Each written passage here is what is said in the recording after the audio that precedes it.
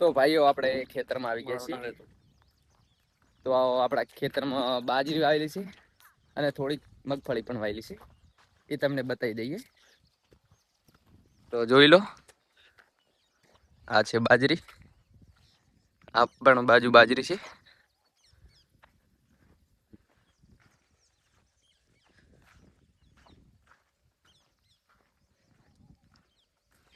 ખેતરમાં ફુવારા પણ ચાલુ છે, કારણ કે બાજરીમાં નિંદામણ ઘણું થઈ ગયું હતું એટલે. તો આપણે નિંદામણની દવા છાંટવાની છે.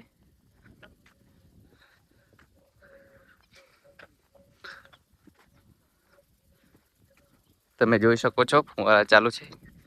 મસ્ત ઠંડો ઠંડો પવન આવે છે.